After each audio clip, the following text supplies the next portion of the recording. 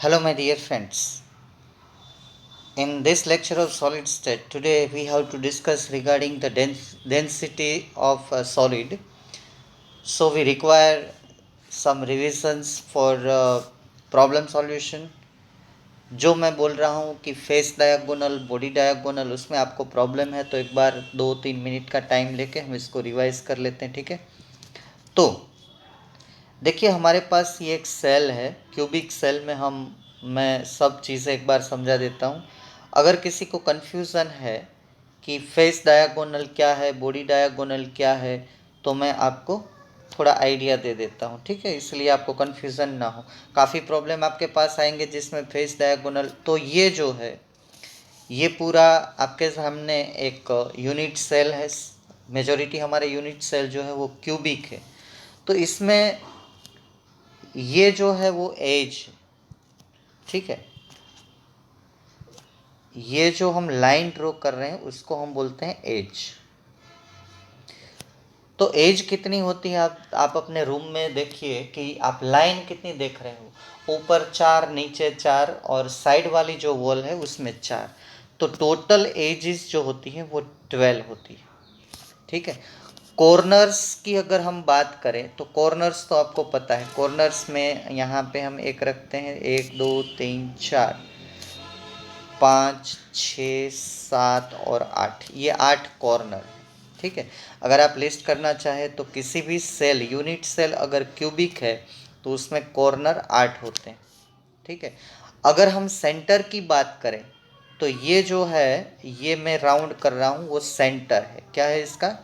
Centre, centre है, ठीक है।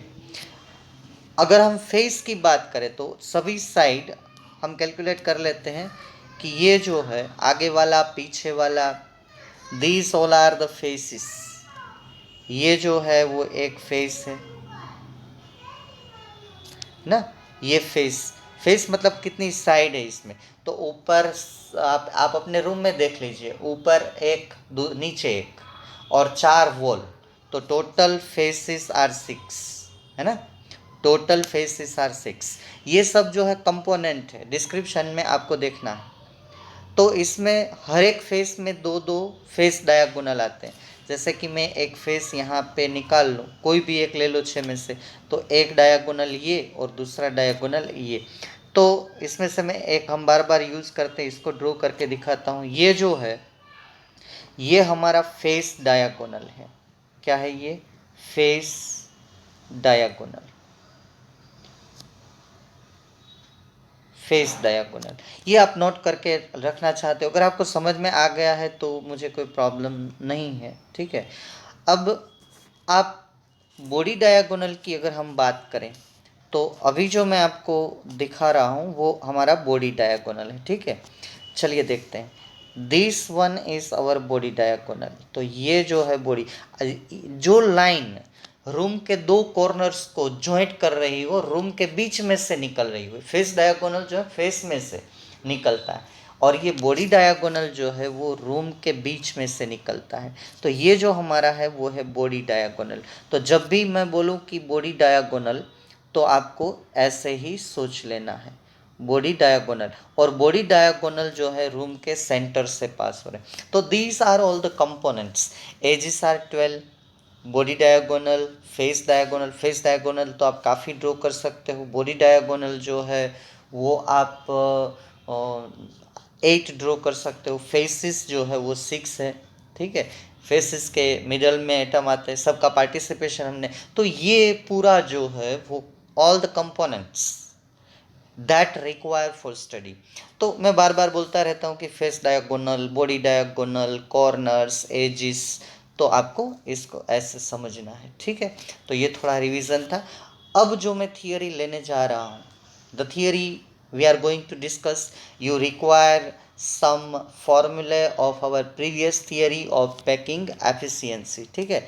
तो चलिए उसको, अब इसको आप नोट कर लीजिए, इट विल डिसअपियर।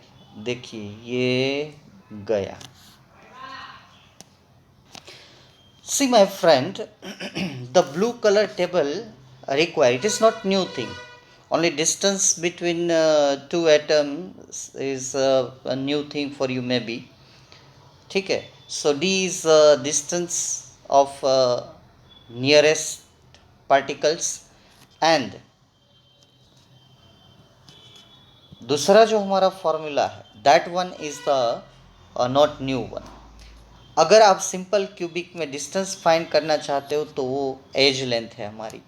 अगर फेस सेंटर्ड क्यूबिक है और उसमें बोले कि दो नियरेस्ट पार्टिकल का डिस्टेंस फाइंड करो तो वो आएगा distance is equal to a/√2।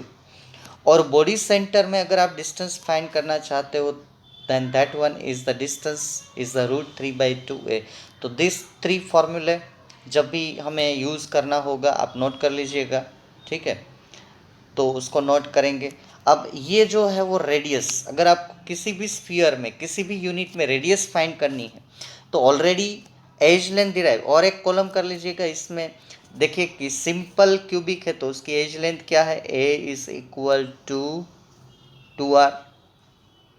ये एज लेंथ से रेडियस का, तो एज लेंथ तो हमने हर एक क्यूबिक यूनिट सेल में फाइंड की है, वी ऑलरेडी डिस्कवर्ड प्रूव्ड कि edge length is this, okay.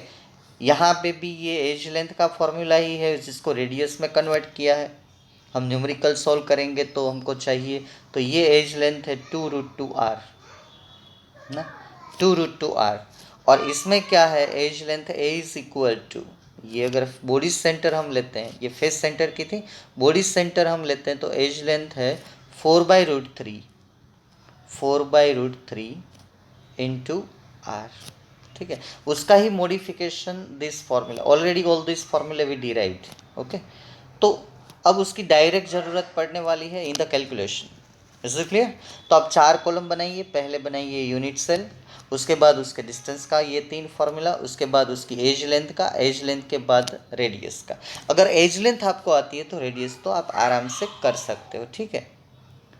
तो ये मुझे चाहिए, तो आप नोट करके लिख लेना। बाद अदरवाइज जब ज़रूरत पड़ेगी तो आपको थियरी देखनी पड़ेगी, या तो आपको अगर वो थियरी पूरी याद है, आपने ठीक तरीके से की है तो कोई मुझे प्रॉब्लम नहीं है, तो टेबल की भी ज़रूरत नहीं पड़ेगी। मैं अगर पूछूंगा कि इसकी एज लेंथ का फॉर्मूला, इसके रेडियस का फॉर्मूला, तो ये सब फॉर्मूले हमें डायरेक्ट चाहिए during the calculation. Next the our topic, next topic is not asked in exam as a question, and that topic asked is a numerical, okay। पहले वो टॉपिक समझना है। अगर मानो कि हम क्वेश्चन आंसर के फॉर्म में ही लेंगे, अगर आपको पूछ लिया कि आप समझाइए तो मैं क्वेश्चन आंसर के फॉर्म में ही वो फॉर्मूला लिखूंगा। तो इतना पहले आप काम कर लीजिए, उसके बाद हम लोग थियरी स्टार्ट करते हैं। जो हमारी थियरी हो डेंसिटी रिलेटेड है, ओके।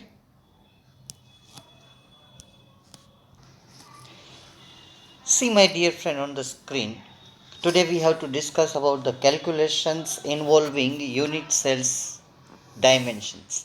डायमेंशंस मतलब जो भी आज अभी तक हमने मेज़र किया, volume, edge length, radius, everything.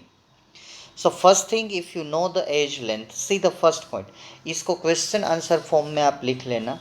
Question है कि explain the calculations involving unit cell dimension.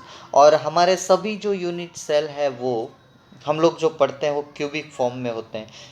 तो अभी अभी मैंने आपको बताया कि एज लेंथ क्या है, फेस डायगोनल क्या है, रेडियस वाला फॉर वो टेबल आपसे ड्रॉ करवाया, रिवाइज वो पैकिंग एफिशिएंसी सब खत्म हो गई तो उसमें काफ़ी आ रहा है, how many spheres are there, okay. तो आप लोगों को ये पूरा सब दिमाग में बिठा के, पहला तो इजी है, हम लोग कर चुके हैं कि you can find the volume of unit cell if you know the edge length, ठीक है। डायमेंशन से आपको वॉल्यूम का पता चल जाएगा। लेकिन अभी तक हमने डेंसिटी की बात नहीं की है। If we know the density of unit cell then we can calculate the mass of atoms in unit cell. If you know the mass of atoms present in unit cell then we can calculate the density of unit cell। ये पूरा vice versa है। जो आप density जानते हो तो आप उसके एटम का मास फाइंड कर सकते हो, उसके सब एटम्स का। अगर आप एटम्स के मास जानते हो उसके अंदर जो प्रेजेंट है तो आप उसकी डेंसिटी फाइंड कर सकते हो। थोड़ा फार्मूला जो है वो हमारी टेक्स्ट बुक में जो है डायरेक्ट फार्मूला है। तो मैं आपको एक सलाह देना चाहता हूँ कि जो लोग समझ के कर रहे हैं उन लोगों को ये पूरा है जो है अंडरस्टैंडिंग से करना है। अगर नहीं करना है तो मैं बाद में ये बताऊंगा कि आपको ये एक फार्मूला जो है वो प्रिपेयर करना है, ठीक है। अभी जिसको इंटरेस्ट है उसको पूरा डेरिवेशन देखना है कि ये कैसे, अगर आ गया 2 मार्क्स में तो आप कर सकते हो, और सीधा फार्मूला लिख देंगे तो आधा मार्क्स भी मिलेगा अगर थियरी में आया तो, ठीक है। तो हम एक यूनिट सेल सपोज कर लेते हैं। Suppose the edge length of the unit cell is a centimetre. Centimetre में हम पूरा सब डिस्क्राइब करेंगे, ठीक है। और तो उसका वॉल्यूम क्या होगा, volume of unit cell is the a cube centimetre cube, ठीक है। तो डेंसिटी का सीधा फॉर्मूला हमारा आता है, density is equal to mass by volume. These density of unit cell, m is the mass of unit cell and v is the volume of unit cell। ये जितना दिखाई दे रहा है उतना इजी नहीं है, इसी फॉर्मूले को हमें मॉडिफाई करके लास्ट फॉर्मूला डिराइव करना है। अब डेंसिटी ऑफ यूनिट सेल और वॉल्यूम ऑफ यूनिट सेल में हमें कोई प्रॉब्लम नहीं है। वॉल्यूम तो एक क्यूब है, अगर एज लेंथ जानते हैं, ये रही एज लेंथ, तो हमें कोई प्रॉब्लम इसमें आने वाला नहीं है, ठीक है। तो अब प्रॉब्लम आता है मास ऑफ यूनिट सेल। तो मास ऑफ यूनिट सेल के बारे में चलिए डिस्कशन करते हैं कि ये मास ऑफ यूनिट सेल है क्या। तो ये कैपिटल एम है। एक बात ध्यान में रखिएगा कि कैपिटल एम 2 बार आएगा, 2 बार आपको पूरे ध्यान से दोनों का डिफरेंस समझना है। ये capital M that is the mass of our unit cell, समझ में आ गया। तो वो कैसे मिलेगा, तो उसमें कितने एटम्स हैं, तो एटम तो हमने कैलकुलेट कर लिए हैं। सिंपल क्यूबिक है तो 1, बीसीसी है तो 2, एफसीसी में 4, ठीक है। बीसीसी में हाँ 2, एफसीसी में 4 और एचसीपी है तो 6। तो number of atoms in unit cell multiplied by mass of each atom.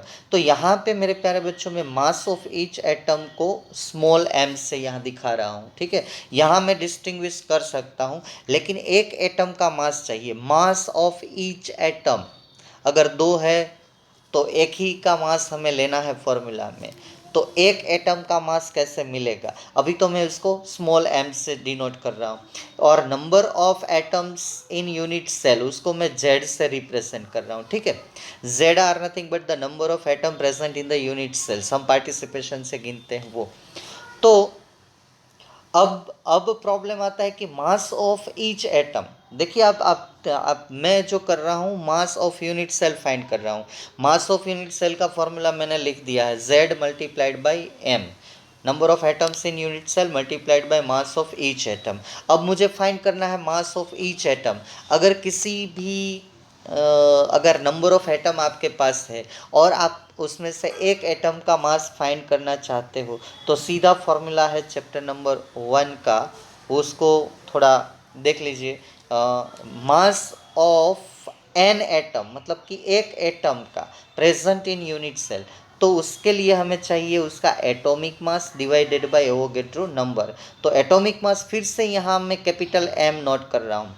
तो ध्यान दीजिएगा, एक बार मैंने कैपिटल एम नोट किया मास ऑफ यूनिट सेल, यहाँ पे मैं कैपिटल एम नोट कर रहा हूँ वो ग्राम पर मोल, जो एटम चाहे वो जिंक का हो, कॉपर का हो, सिल्वर का हो, जिसका भी यूनिट सेल हो उसका उसका एक एटम का चाहिए डिवाइडेड बाय एवोगैड्रो नंबर।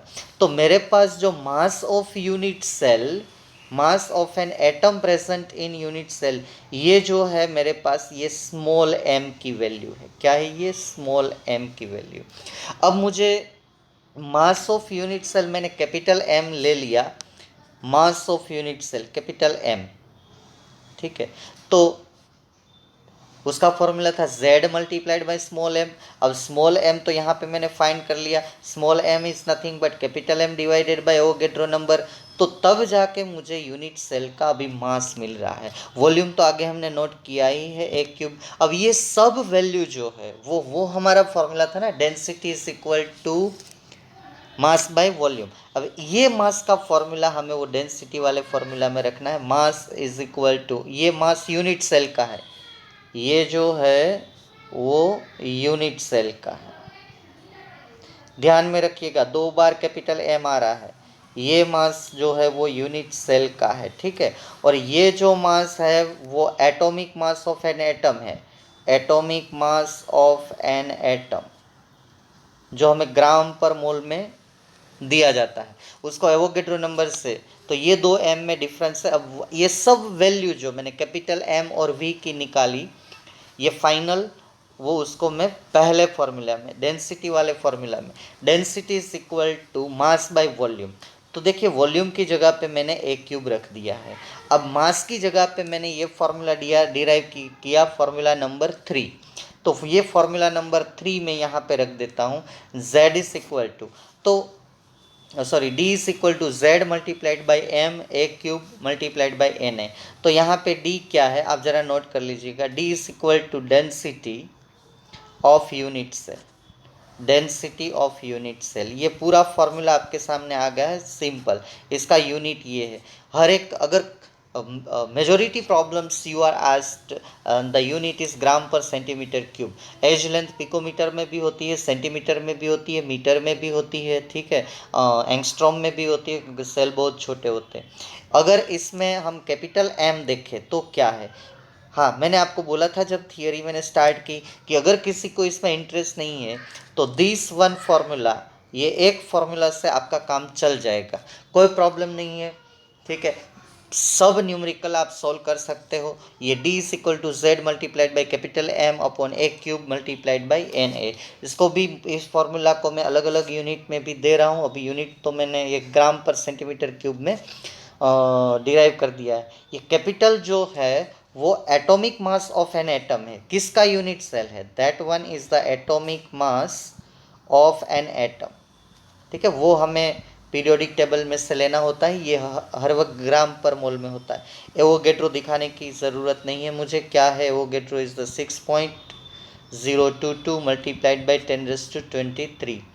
और ए जो है, A is the edge length, edge length of unit cell, जो भी यूनिट सेल दिया गया है उसकी एज लेंथ है, ठीक है। तो ये सब आपको नोट कर लेना है।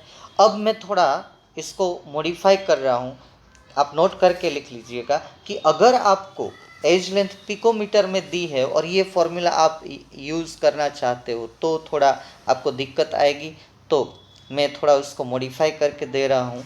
ये डेंसिटी, और देखिए आप इसमें कितनी टर्म है, टोटल 5 टर्म है। एवोगेड्रो को छोड़िए, एवोगेड्रो पूछा नहीं जाता है, एवोगेड्रो तो एक कांस्टेंट नंबर है।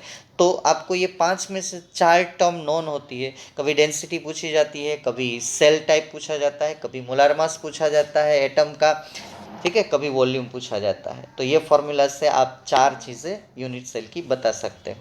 तो if edge length, if edge length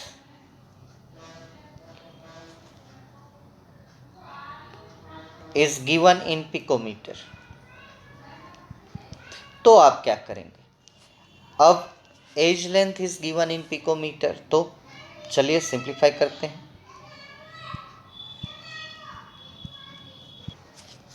ठीक है, तो पिकोमीटर की एज लेंथ को पहले आपको कन्वर्ट करनी है कि A multiplied by A picometre, ठीक है, is equal to A multiplied by 10⁻⁻12 metre. ऐसा एंगस्ट्रॉम में भी जा सकता हूँ, मैं एक यूनिट में करके दिखाता हूँ क्योंकि मेजोरिटी जो लेंथ होती है वो पिकोमीटर में होती है। तो इसको पहले सेंटीमीटर में कन्वर्ट करिए, तो ये होगा ए मल्टीप्लाइड बाई 10⁻10 सेंटीमीटर, हो गया सेंटीमीटर में। इसका आप क्यूब करिए, therefore a cube is equal to, a अगर पिकोमीटर में है तो ए क्यूब की जगह पे आप क्या रखेंगे, ए क्यूब मल्टीप्लाइड बाई 10⁻30 सेंटीमीटर। ये ए क्यूब क्या था आपका, पिकोमीटर में आएगा। अगर आप कन्वर्जन, तो ये सेंटीमीटर में आप रख देते हो तो बाद में फॉर्मूला हो जाएगा आपका density is equal to, density is equal to Z multiplied by capital M is the atomic mass of an atom present in unit cell, A cube multiplied by 10⁻30 आपको मल्टीप्लाई करना पड़ेगा और फिर एवोगैड्रो नंबर आएगा, तब जाके picometre वाली अगर एज लेंथ है इसका आंसर ग्राम पर सेंटीमीटर क्यूब में आएगा, वरना नहीं आएगा। ठीक है, बच्चे क्या करते हैं, एज लेंथ दी है एक क्यूब कर देते हैं, देखते नहीं है। अब देखिए एसआई यूनिट हमारा जो है वो अगर मीटर में है, ठीक है, एसआई यूनिट तो मीटर में है। चलिए इस फॉर्मूला में एसआई यूनिट की बात कर लेते हैं। Let us discuss about SI unit. Okay, तो एसआई यूनिट में एज लेंथ जो है वो मीटर में दी जाती है, तो आप कैसे इस फॉर्मूला को यूज करेंगे। And then mass of an atomic mass आपको दिया जाता है किलोग्राम पर मोल।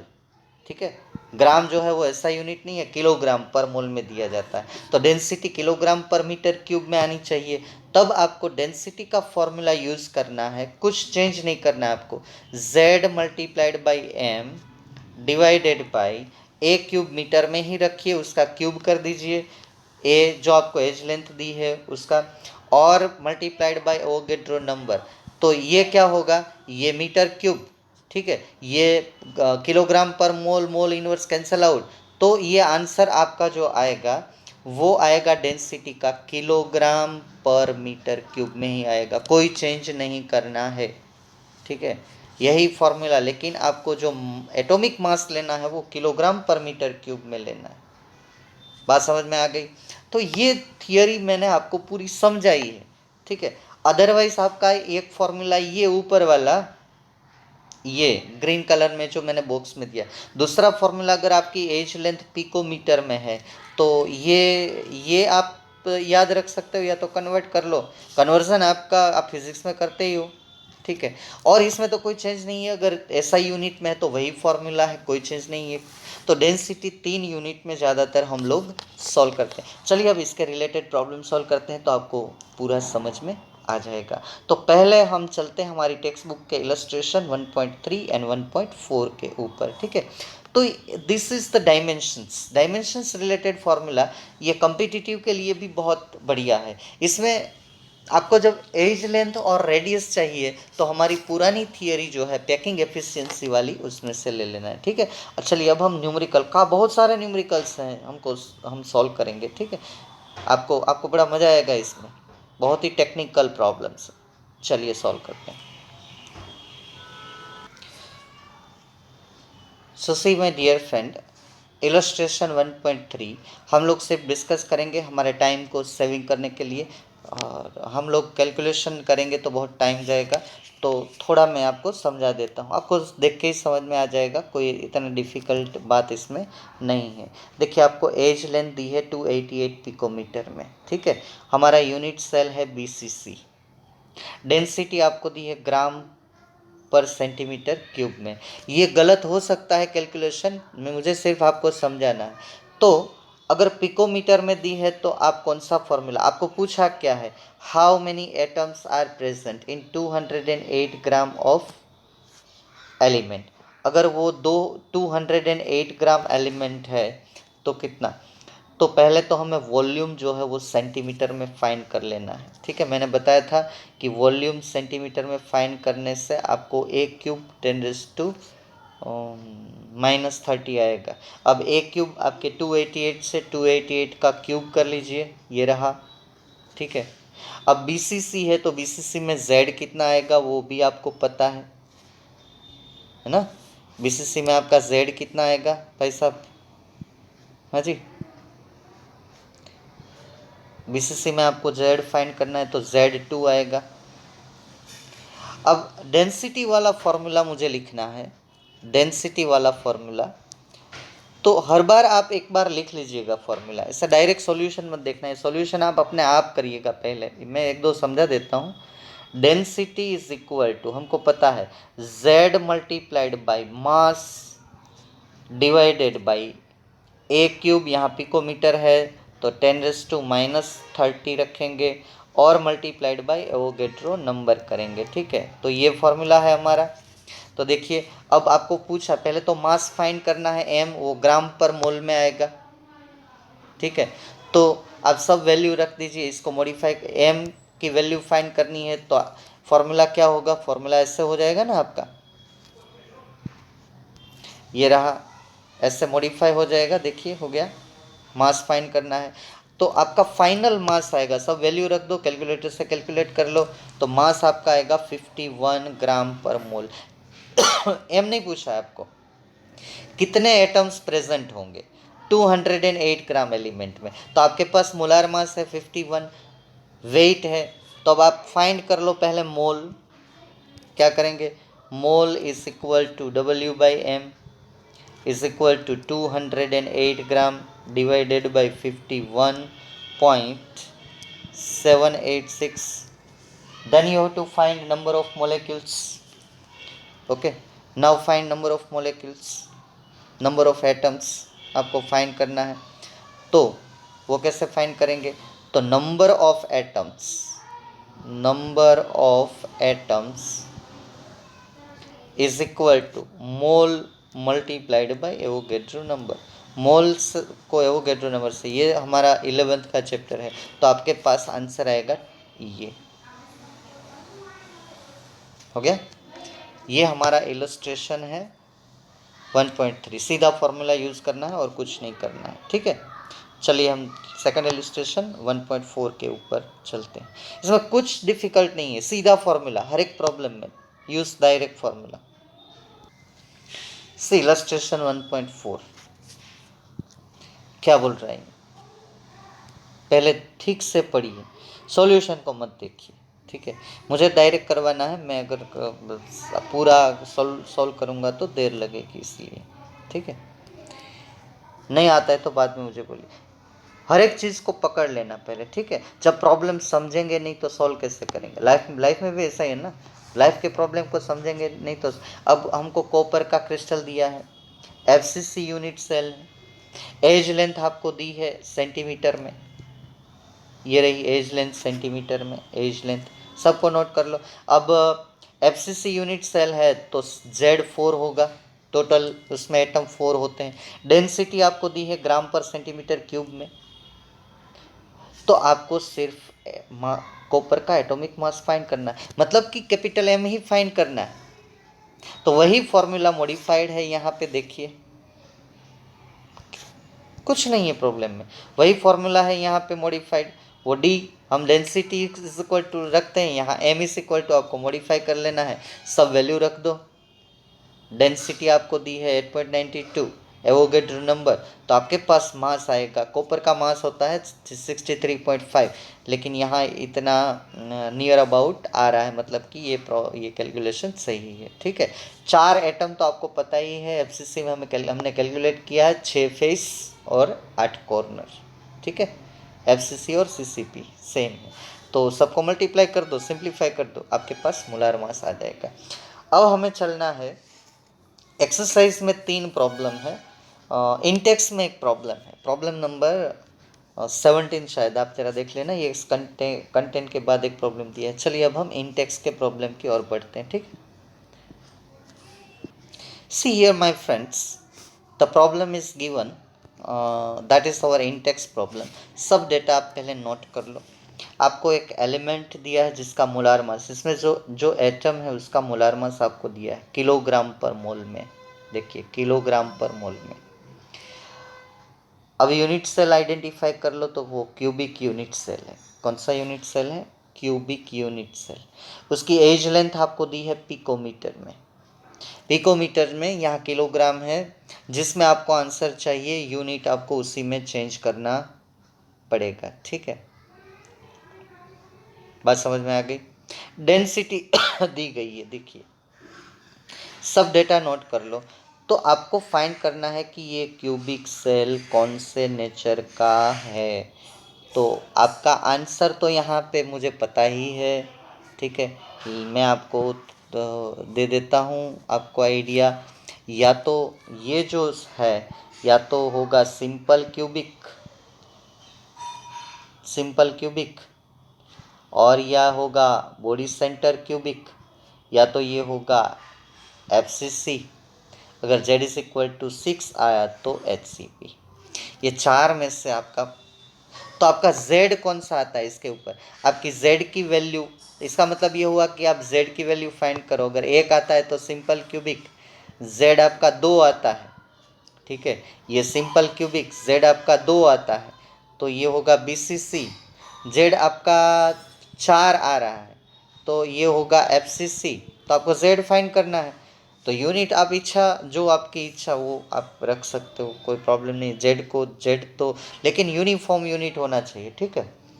अगर आप मास किलोग्राम पर मोल में रखते हो तो एज लेंथ आपको मीटर में ही लेनी होगी, ठीक है।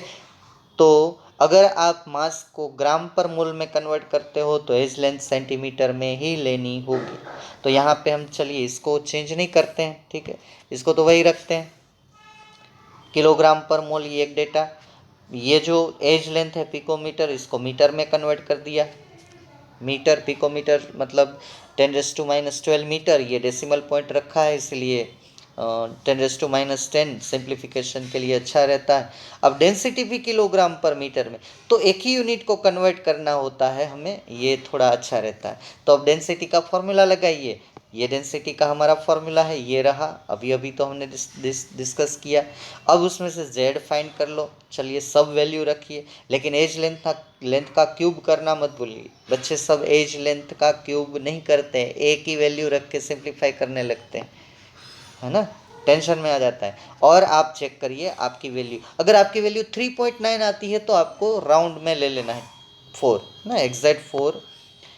अगर 4.5 आती है तो आधा आइटम नहीं कैलकुलेट, 4.5 का 5 नहीं करेंगे, आगे वाले प्रिसीडिंग वैल्यू ही लेंगे, ऐसा ध्यान में रखना। तो ये हमारा होगा z इज इक्वल टू 4 आया, मैंने पहले आपको बता दिया था कि 4 आएगा तो FCC, 6 आता तो HCP, ठीक है। तो ये भी बहुत ही अच्छा प्रॉब्लम है, आप सीधा सॉल्व कर सकते हो, डायरेक्ट वैल्यू रखनी है और कुछ नहीं करना है, ठीक है। अब एक्सरसाइज में भी 3 प्रॉब्लम है, चलिए वहाँ चलते हैं। See here the first problem of exercise 13 number, as already given in our textual exercise back side। अब आपको जो चीज़ें पकड़नी है वो पहले पकड़ लीजिए। आपको दिया है body centre cubic BCC, density gram per centimetre cube में दी है डेंसिटी। आपको फाइंड करनी है एटॉमिक रेडियस ऑफ नियोबियम, और इसका एटॉमिक मास भी दिया है 93 unit, unit is nothing but gram per mole, आप टेंशन मत लीजिए, ठीक है। तो डेंसिटी की वैल्यू ये रही, रेडियस को फाइंड करनी है, BCC है तो z की वैल्यू नंबर ऑफ स्फीयर्स 2 आएंगे। अब डेंसिटी की वैल्यू से आप पहले एज लेंथ फाइंड कर लो, एज लेंथ फाइंड कर लो, ठीक है। तो a क्यूब फाइंड करना है, तो ये हमारा फार्मूला, कोई शक, उसमें सब वैल्यू रख दो। मास a क्यूब फाइंड करना है तो a cube is equal to, formula simplify कर लो, तो Z2 एटॉमिक मास 93 ग्राम पर मोल, एवोगेड्रो नंबर ये रहा 6 पॉइंट, ठीक है, और डेंसिटी ये रही 8.55। अब आपको जो वैल्यू मिल रही है ना मेरे बच्चों, अगर उसको आप कंफर्टेबल यूनिट में कन्वर्ट करो तो आप क्यूब रूट लेंगे, आप कैलकुलेटर का यूज़ कर सकते हो, तो इतना आएगा, edge length of the unit cell is in centimetre. अब मैं थोड़ा आपको सिखाता हूँ कि आप इसको पिकोमीटर में कैसे कन्वर्ट कर सकते हो, ठीक है। चलिए मैं 1-2 मिनट लेके आपको थोड़ा आइडिया दे देता हूँ कि आप उसको पिकोमीटर में कैसे कन्वर्ट कर सकते हो। चलिए हमारी एज लेंथ है यहाँ पे ऐसे, एज लेंथ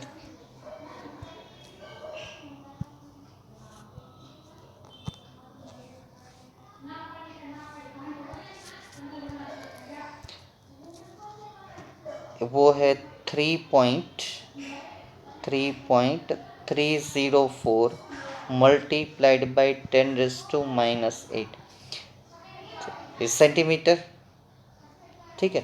अब इसको मीटर में अगर मुझे कन्वर्ट करना है तो डिवाइड बाय 100 करना पड़ेगा, तो ये सेंटीमीटर है, सेंटीमीटर से मैं मीटर में कन्वर्ट करता हूँ, 3.304 मल्टीप्लाइड बाई 10⁻⁻10 मीटर, ठीक है।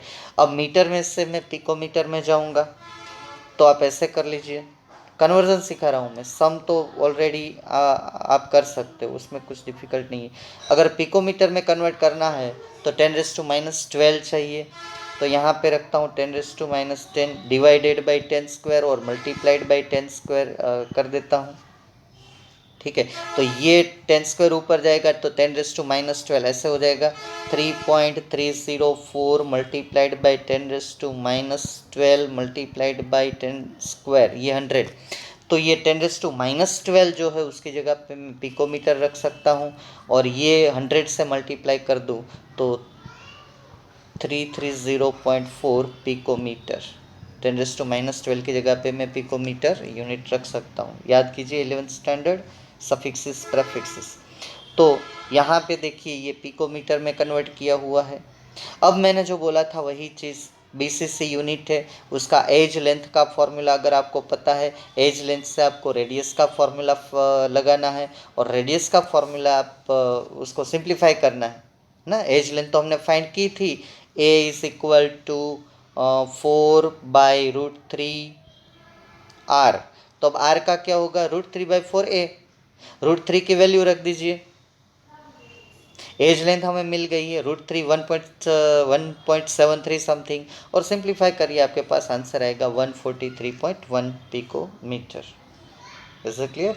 एक्सरसाइज का ये प्रॉब्लम बहुत बढ़िया प्रॉब्लम है आपको, ठीक है। 13 नंबर और मुझे करना है, तो प्रॉब्लम 1-2 इसमें ही है। चलिए ये रहा आपकी स्क्रीन के ऊपर, नहीं ये मुझे सॉल्व करके देना है बाद में। ये 14 नंबर का आपसे नहीं होगा, ये थियरी है, ठीक है। चलिए 15 नंबर का हो जाएगा। 14 नंबर का याद रखिएगा, वो एक थियरी है, थियरी के फॉर्म में ही मुझे सॉल्व करके लिखना है, वो मैं अलग से करवाऊँगा। ये प्रॉब्लम ज़रा आप याद रखिएगा, आपको अभी समझ में नहीं आएगा। ये रेडियस रेशियो है, वो मैं एज ए थियरी लूँगा, ठीक है, नेक्स्ट लेक्चर में। तो अभी 15 नंबर का देख लीजिए। Copper crystallises in FCC lattice with edge length. तो आपको ए दिया गया है सेंटीमीटर में। अब डेंसिटी ये दी गई, यूनिट सेल आपका एफसीसी, तो जेड आपका 4 होगा, जाहिर है। एज लेंथ आपको सेंटीमीटर में दी है, ठीक है, तो उसका क्यूब कर दो, कुछ नहीं करना है। तो ये आ गई डेंसिटी आपकी, सीधा फॉर्मूला ही यूज़ करना है डेंसिटी वाला। मास आपको कॉपर का पता है, कौन सा, कॉपर क्रिस्टलाइजेस, तो कॉपर का मास ले लो 63.5, आपको पता ही है एटॉमिक मास, तो है ना, इसमें दिया नहीं है। कॉपर का एटॉमिक मास होता है, आपको पता है 63.5, तो एम की जगह पे वो रख लो, और आपकी डेंसिटी आएगी 8.97। तो बोलते हैं कि ये इसके साथ मैच कर रही है, तो यस मैच कर रही है, मीन्स ये फॉर्मूला वैलिड है। ये प्रैक्टिकल डेटा है आपका 8.92 ग्राम पर सेंटीमीटर क्यूब। तो ये यहाँ पे हम फॉर्मूला में रखते तो 8.97 ग्राम पर सेंटीमीटर क्यूब हमारा आंसर आ रहा है, कोई प्रॉब्लम नहीं है, ठीक है। चलिए अब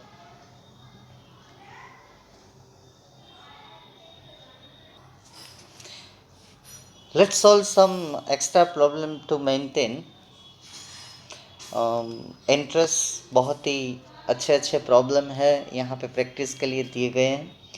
तो ये इसको पढ़िए, एलिमेंट बीसीसी में क्रिस्टलाइज हो रहा है, पहले आप ठीक से इसको पढ़िए। एक एलिमेंट है जो बोरिस सेंटर क्यूबिक में क्रिस्टलाइज हो रहा है, ठीक है। और क्या चीज़ दे रखी है, एज लेंथ 400 पिकोमीटर दिया है, इसका edge length of the unit cell is 400 picometre. तो अब इंटर आयोनिक डिस्टेंस आपको फाइंड करना है। तो मेरे प्यारे बच्चों पहले तो ये देख लेते हैं कि इंटर आयोनिक डिस्टेंस का मतलब क्या होता है। जैसे कि ये एक एटम है, ये दूसरा एटम है, इसके बीच का ये जो डिस्टेंस, ये जो है दो सेंटर के, इसको बोलते हैं हम inter ionic distance. Inter ionic distance मतलब इसकी रेडियस r है, इसकी रेडियस r है। अगर रेडियस हमें पता चल जाए तो हम बोल सकते हैं कि distance is equal to 2r। ये सिंपल होता है। अगर कोई क्रिस्टल है तो फिर पहले r फाइंड करना होता है, हमने जो थियरी पैकिंग एफिशिएंसी में ली है तो उस हिसाब से चलना होता है। तो r अगर मिल जाए तो फिर r का डबल कर दो, वो डिस्टेंस है। ठीक है। हर एक यूनिट सेल में ऐसा सिंपल नहीं होता है, बीसीसी होता है तो एफसीसी। यहाँ पे बॉडी सेंटर है, सिंपल क्यूबिक है तो डायरेक्ट 2r ले लेते हैं हम, लेकिन यहाँ नहीं ले सकते। चलिए सॉल्व करते हैं, लेट अस सॉल्व दिस।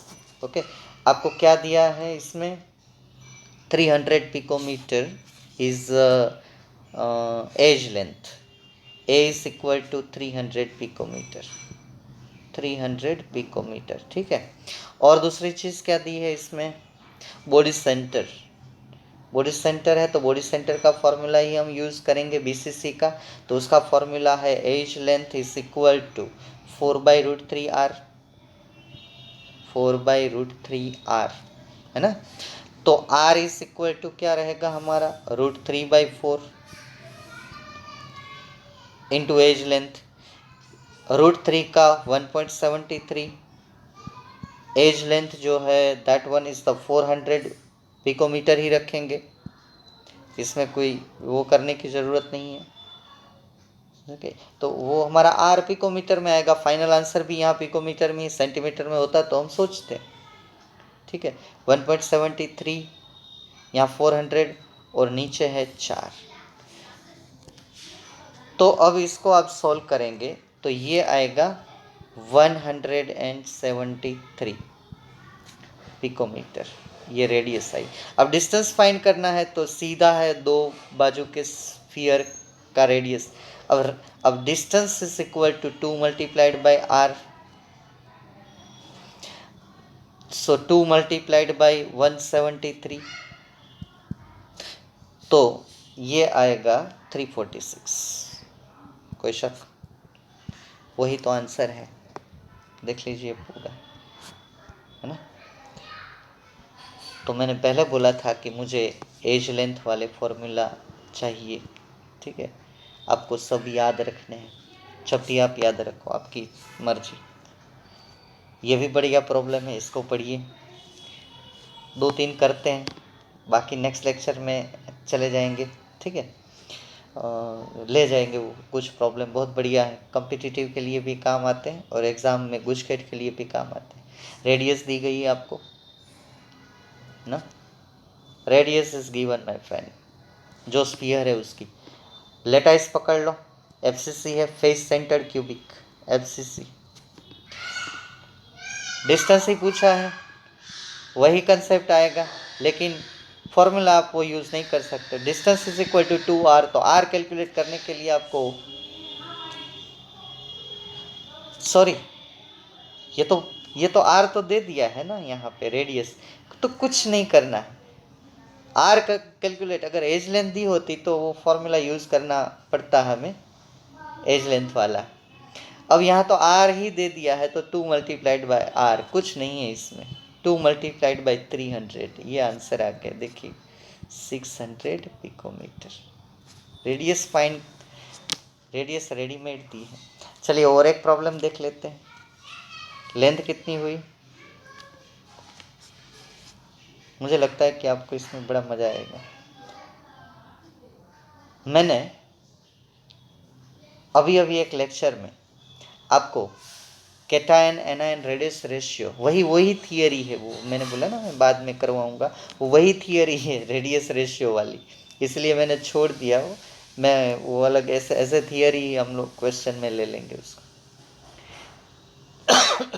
तो इसमें कुछ नहीं है साहब, देखिए 2 रेडियस दी है, क्या है, 148 पिकोमीटर, दूसरी दी है 195 पिकोमीटर, ठीक है। तो आपको क्या करना है, रेडियस रेशियो फाइंड कर लेना है, r प्लस और r माइनस, कैटायन एनायन का। r प्लस की कितनी है तो बोले तो 148, r माइनस की कितनी है तो 195। अब इसका रेशियो हम निकालेंगे तो बताइए कितना आ रहा है, कैलकुलेटर में कितना आ रहा है, हाँ सही है, 0.759। अब आप टेबल में देखिए साहब, ये रेशियो, ये रेडियस रेशियो, मैंने एक टेबल दिया ना आपको, ठीक है, उसमें सब है कोऑर्डिनेशन नंबर। तो आपको अगर पूछा है तो कोऑर्डिनेशन नंबर आएगा 8, ऐसा होता है ना। और ये जो 759 है वो क्रिस्टल अगर 8 कोऑर्डिनेशन नंबर है, तो टेबल से तो आप कोऑर्डिनेशन नंबर ही फाइंड कर सकते हो, तो 8 कोऑर्डिनेशन नंबर है, तो ज्योमेट्री मतलब कि यूनिट सेल होगा हमारा बीसीसी। मैं बताता हूँ कैसे, आपको थोड़ा कन्फ्यूज़न रहेगा। तो देखिए, ये हमारा यूनिट सेल है बीसीसी, इसमें तो आप मना नहीं कर सकते हो, मैं थोड़ा स्पीड में ड्रॉ कर रहा हूँ। ये इसके 4 कॉर्नर पे 4 एटम, और एक सेंटर पे ये है बीसीसी। तो ये जो सेंटर वाला है उसके ऊपर के 4 टच कर रहे हैं, नीचे के 4 स्फीयर ये वाला ये टच कर रहे हैं 4, तो कोऑर्डिनेशन नंबर 4 + 4 कितना हुआ 8। भाई हालांकि ये अरेंजमेंट में हम पढ़ते नहीं, इसलिए मैं समझाता हूँ, वरना तो हेक्सागोनल होता तो आपको पता है कोऑर्डिनेशन नंबर 12, ठीक है। और एफसीसी वाला होता तो भी आपको पता है, उसमें भी कोऑर्डिनेशन नंबर 12। 2D में अब सब में मैंने कोऑर्डिनेशन बताया, लेकिन ये बीसीसी का कोऑर्डिनेशन हम 3D में कहीं बीसीसी आता नहीं है कि ये बीसीसी हो रहा है, ठीक है। तो देखिए, बहुत ही थी, आप रेडियस रेशियो से कोऑर्डिनेशन बता सकते हो, और कोऑर्डिनेशन से सीधा कह सकते हो कि ये बीसीसी है। अगर आपकी इच्छा हो तो आगे चलो, और 3-4 प्रॉब्लम है मेरे पास, बहुत बढ़िया, आपको दिमाग हिला देने वाला, मतलब कि प्रैक्टिकल है, आपको मज़ा आएगा कि नहीं। चलिए देख लेते हैं, चलिए नेक्स्ट लेक्चर में ही करेंगे। 5-6 प्रॉब्लम है और वो थियरी, और बाद में आगे पढ़ेंगे, ठीक है। तो यहाँ पे ये ख़त्म कर रहे हैं। Okay, thank you friends, thank you very much.